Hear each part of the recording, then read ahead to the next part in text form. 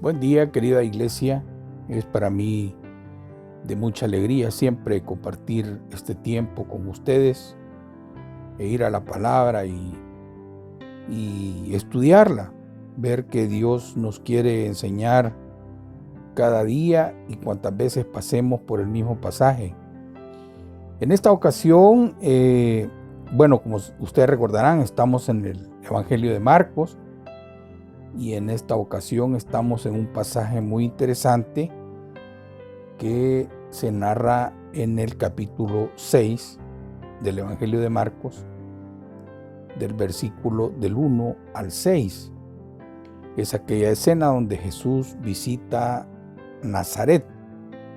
Por lo menos, Marcos no lo dice específicamente, pero se deduce por todos los acontecimientos.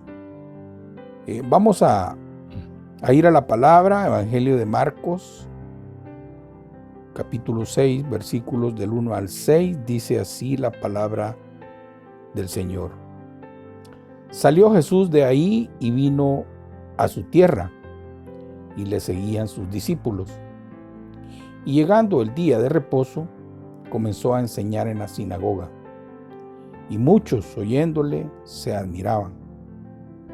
Y decían: ¿de dónde tiene estas cosas? ¿Y qué sabiduría es esta que le es dada? Y estos milagros que por sus manos son hechos. ¿No es este el carpintero, hijo de María, hermano de Jacobo, de José, de Judas y de Simón? ¿No están también aquí con nosotros sus hermanas? Y se escandalizaban de él. Mas Jesús les decía: no hay profeta sin honra sino en su propia tierra, y entre sus parientes, y en su casa.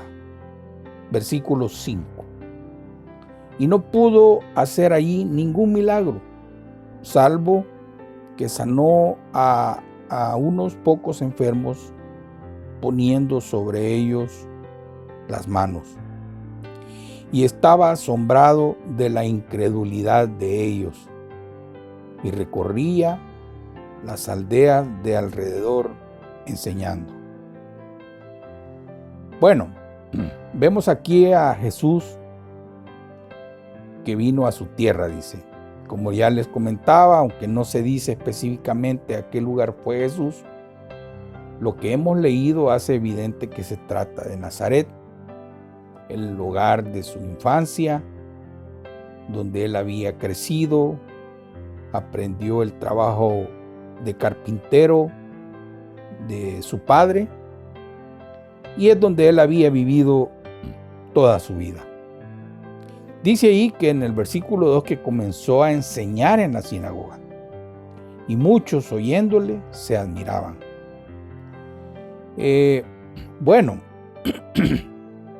Los asistentes dice que quedaron asombrados, sin poder negar la sabiduría de su enseñanza, ni el poder de sus milagros. Pero curiosamente, lejos de producir en ellos la fe, Marcos nos narra y nos dice que se escandalizaban de él. Y es que con cuánta facilidad el hombre se puede volver irracional cuando se trata de la fe. Esta prácticamente es la última vez en que vemos a Jesús visitando una sinagoga. Había comenzado en ellas la proclamación del Evangelio, ustedes recordarán, Marcos capítulo 1, versículo 21, y fue ahí donde los fariseos le habían rechazado. Ahora en Nazaret fueron sus paisanos quienes iban a generalizar este rechazo. La palabra dice: ¿de dónde tiene estas cosas? Vea usted, dándoles el beneficio de la duda, la pregunta era razonable. Se preguntaban: ¿qué sabiduría es esta que les es dada? y estos milagros que por sus manos son hechos. Bueno, interesante, porque el Espíritu Santo los estaba queriendo guiar a descubrir la verdadera naturaleza de Jesús. Y es que es la identidad de Jesús lo que causó tanto revuelo entre la gente de Nazaret. Y esto será clave de aquí en adelante. Entonces se preguntaban, ¿de dónde tiene estas cosas? Ninguno de ellos, a pesar de no creer en él, se atrevía a negar su sabiduría y su poder. Pero este asunto requería alguna explicación, porque ni su sabiduría ni su poder eran normales. ¿Qué dirían acerca de esto? ¿De dónde procedía? Ellos pensaron que los había tenido que recibir de alguna parte, de algún lugar tenía que llegar, tenía que haber una fuente. ¿De dónde? Dicen ellos. Y es que las cuentas no les salían. Dedujeron rápidamente que no era algo que le había venido por medio de su familia. Si ellos conocían muy bien, había sido el carpintero de Nazaret por mucho tiempo y su familia todavía vivía ahí. Era gente sencilla. Como dirían, o diríamos hoy en día nosotros, así nosotros lo hemos visto crecer. Aquí ha jugado, aquí ha crecido. Yo lo conocí. Bueno, otra cosa que sabían era que Jesús no había salido de allí a estudiar con los grandes maestros de Jerusalén. La familia tampoco tenía los recursos para eso. Así que descartaron inmediatamente que este fuera el cauce por el que Jesús había recibido tanta sabiduría, como el poder que tenía para asombrarlos a todos. Otra opción que parecía razonable en vista del carácter de sus milagros y de sus enseñanzas sería que Dios estuviera actuando por medio de él. Pero su incredulidad y dureza de corazón les llevaron a descartar que este pudiera ser el origen sobrenatural de su ministerio. Así que la única opción que encontraron fue la de atribuir sus obras al poder de Belcebú. Marcos capítulo 3, versículo 22. Pero ¿por qué rechazaron tan rápidamente la idea de que Jesús obraba por el poder de Dios? Para ellos debió de resultar inaceptable que Dios pudiera estar actuando usando medios tan débiles. Los judíos de Nazaret consideraban a Jesús como un hombre igual que ellos, cuya familia vivía entre ellos. Al fin y al cabo no era más que el carpintero del pueblo. Sin embargo, este ha sido siempre el proceder de Dios. Lo vil del mundo y lo menospreciado escogió Dios. 1 Corintios capítulo 1, versículo 27. ¿No es este el carpintero?, decían ellos. Es admirable que el Señor de la gloria se hiciera hombre y viviera como uno de nosotros. Asumió una vida corriente. No eligió una casa en la mejor zona del pueblo o un residencial exclusivo, sino un sencillo taller de carpintería. Es increíble que el que hizo el cielo, la tierra y todo lo que en ellos hay, el unigénito Hijo de Dios, tomara la forma de siervo y comiera el pan con el sudor de su frente, como un obrero más. Como bien dice el apóstol Pablo en 2 Corintios 8, versículo 9, porque ya conocéis la gracia de nuestro Señor Jesucristo, que por amor a vosotros se hizo pobre, siendo rico, para que vosotros con su pobreza fueseis enriquecidos. Queridos hermanos, hoy para nosotros el hecho de que Jesús fuera un carpintero de Nazaret es un fuerte motivo de adoración. Por el contrario, en la forma en que los judíos de Nazaret lo decían, había mucho menosprecio escondido. Quizás si nosotros hubiésemos estado en ese tiempo con ellos, hubiéramos hecho lo mismo. Sus razonamientos serían más o menos lo siguiente: ¿quién se ha creído que es este? Si solo es un carpintero sin estudios. ¿Quién garantiza su autoridad y sus pretensiones? Pero a pesar de todo y de todas las evidencias de su poder sobrenatural, se encontraba delante de ellos y ellos no lo podían negar.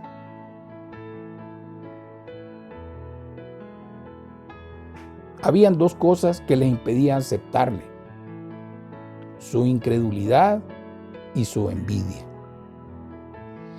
La incredulidad fue una de las causas por las que perdieron todo lo que el Señor estaba dispuesto a concederles.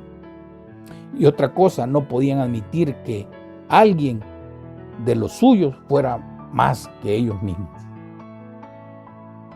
Podemos aprender varias lecciones.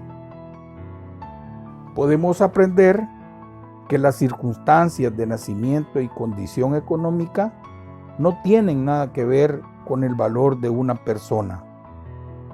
Jesús nació en una familia humilde y era carpintero. Sin embargo, era el mismo Hijo de Dios. Procuremos, pues, no caer en la tentación de valorar a las personas por las circunstancias externas y no por su relación personal con Dios. Y es que con frecuencia tendemos a menospreciar aquello que nos es familiar. La gente del pueblo de Nazaret despreció a Jesús porque lo conocían. Con cuánta facilidad podemos llegar a no valorar adecuadamente las cosas que nos son familiares. Como por ejemplo, la Biblia. Y no quiero incomodar a nadie, pero hoy es muy común ver que muchos no llevan la Biblia. Se apoyan en el teléfono, ¿verdad? Y dejamos por allí el libro y en cualquier ocasión accedemos al teléfono y no al libro mismo. Recuerdo aquellos tiempos, y es más, actualmente todavía existen lugares donde no puedes tener un texto de la Biblia. ¿Cuánta necesidad tiene esta gente de tener un ejemplar de la Biblia? Y valoran mucho el libro, el papel, lo valoran. También hemos visto que muchos no valoran adecuadamente la iglesia local. Andamos de lugar en lugar buscando un edificio que esté de acuerdo a cómo me siento bien. Las bancas, las sillas, el aire, el parqueo, el tráfico, el lugar donde está ubicado deberá ser un lugar que genere algún valor agregado a mi persona. Y no debía de ser así. Los cultos también muchas veces no son valorados adecuadamente. No valoramos todo el programa en sí, sino que creemos que solamente la parte del mensaje. Y es así como vamos transitando. ¿Cuántas veces no hemos valorado adecuadamente a nuestros pastores? Ha sido una falta de respeto. Hemos creído de que solo aquel que habla medio el español o que tiene un tono suramericano, ese puede ser un buen pastor. Y hemos menospreciado el consejo de nuestros hermanos pastores que han surgido de nuestra propia congregación. Vea usted qué privilegio para el pueblo donde nació Jesús. Allí él había pasado gran parte de su vida. El Hijo de Dios allí había crecido. Sin embargo, se acostumbraron tanto a su presencia que no llegaron a valorarlo, incluso lo despreciaron hasta el punto de querer acabar con él. Eso lo registra Lucas en el capítulo 4. Hijo de María, le decían. Mire, es extraño que se refieran a Jesús de esa manera, cuando lo normal es que digan el nombre de su padre. Es probable que había muerto hace algún tiempo José, ¿vea?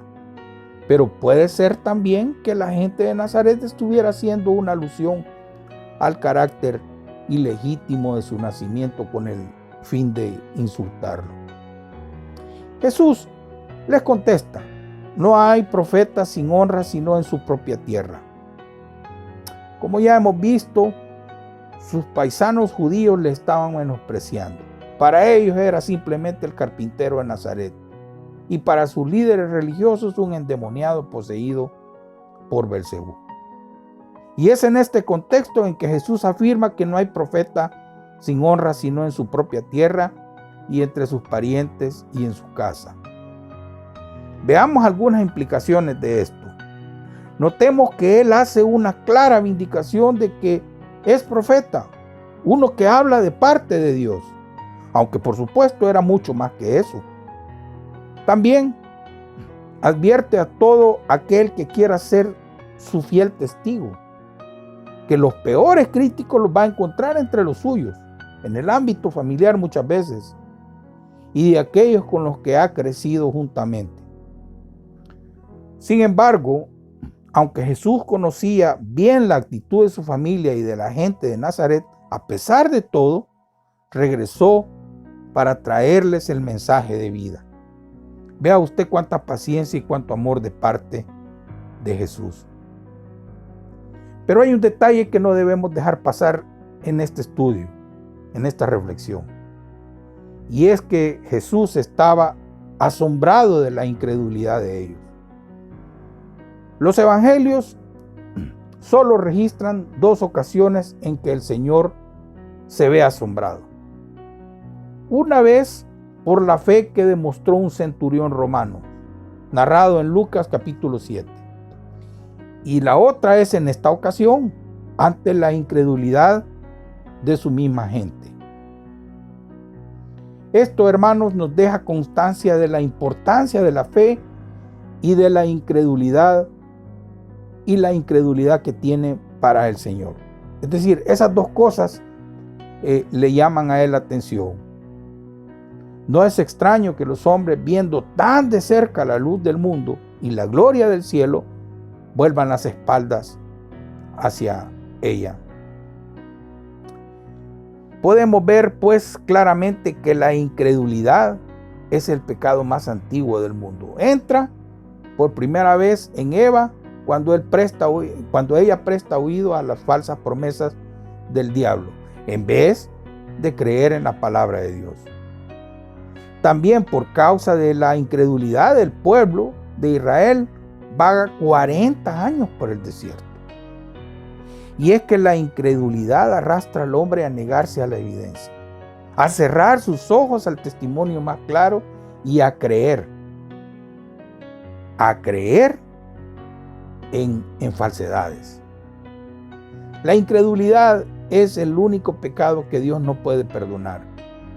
Si vamos dos versículos más adelante de Juan 3:16, encontramos que la palabra dice así: el que en él cree no es condenado, pero el que no cree ya ha sido condenado, porque no ha creído en el nombre del unigénito Hijo de Dios.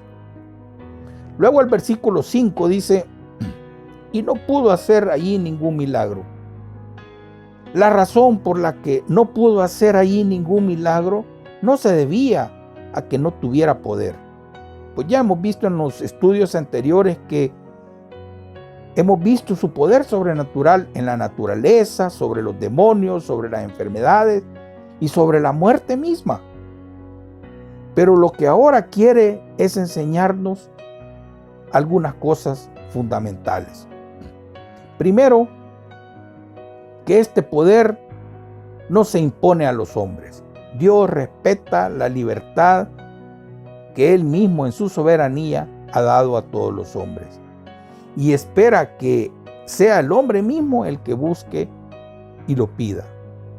Y segundo, que es la única forma de disfrutar del poder de Dios en nuestras vidas.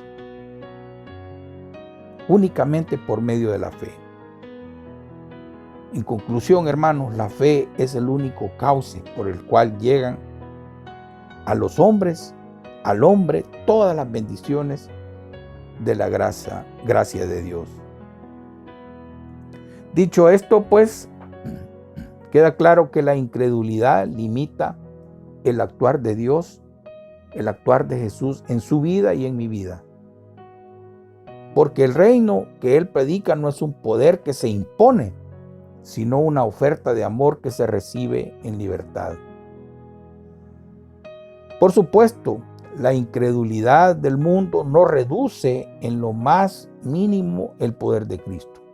Lo único que hace es quitarle al mundo el privilegio de experimentar el beneficio de su poder. Y tristemente ese fue el caso de los nazarenos o de los habitantes de Nazaret. Y dice ahí que no hizo muchos milagros a causa de la incredulidad de ellos. Aún así, hermanos, siempre hay algunos que se benefician de su gracia, y también en Nazaret hubieron algunos enfermos que fueron sanados por Él. El resto perdió la bendición por su incredulidad. ¿Cuánto creen ustedes que podemos perder por falta de fe? El final del pasaje que hemos leído dice que recorría las aldeas de alrededor enseñando. La incredulidad de la gente de Nazaret o la negativa de muchos no puede impedir que Jesús quiera seguir anunciando el reino de Dios. Es decisión suya, querido hermano, querida hermana, involucrarse, meterse en un grupo de estudio, asistir a los cultos, conectarse en los tiempos de oración. Es decisión suya.